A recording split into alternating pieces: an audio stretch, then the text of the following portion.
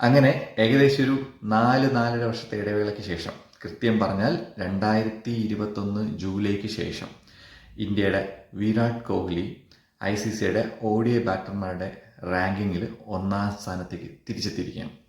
ഇതിനെയാണ് ശരിക്കും once a king is always a king എന്നൊക്കെ പറയുന്നൊരു മൂവ്മെൻറ്റ്. ശരിക്കും ഇപ്പോൾ ഒരു വിരാട് കോഹ്ലി 2.0 വേർഷനാണ് എന്നൊക്കെ എനിക്ക് പറയണമെന്ന് ആഗ്രഹമുണ്ട്. അത്രയും തകർപ്പൻ ഫോമിലാണ് വിരാട് കോഹ്ലി കളിക്കുന്നത്. അപ്പോൾ റാങ്കിങ് ഞാൻ നോക്കിയപ്പോഴത്തേക്കും 2ാം സ്ഥാനത്തുള്ളത് ന്യൂസിലൻഡിൻ്റെ ഡാരൽ മിച്ചലാണ്. 1 പോയിൻറ്റിൻ്റെ വ്യത്യാസമാണ് വിരാട് കോഹ്ലി ആയിട്ടുള്ളത്. അപ്പം ഒരു പക്ഷേ ഞായറാഴ്ച നടക്കുന്ന 3ാം ഏകദിനത്തിൽ ഒരു തകർപ്പൻ ഇന്നിങ്സ് മിച്ചലിൻ്റെ സൈഡിൽ നിന്ന് ഉണ്ടാവുകയാണ്.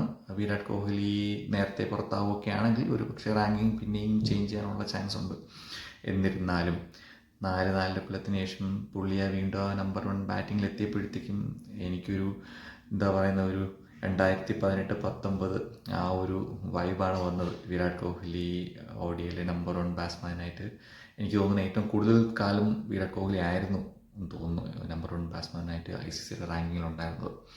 എന്തായാലും 2027 വേൾഡ് കപ്പിലേക്കുള്ള പോസിറ്റീവ് സൂചനകളാണ് ഇതെല്ലാം. അപ്പം നോക്കാം ഞായറാഴ്ച എന്ത് സംഭവിക്കും.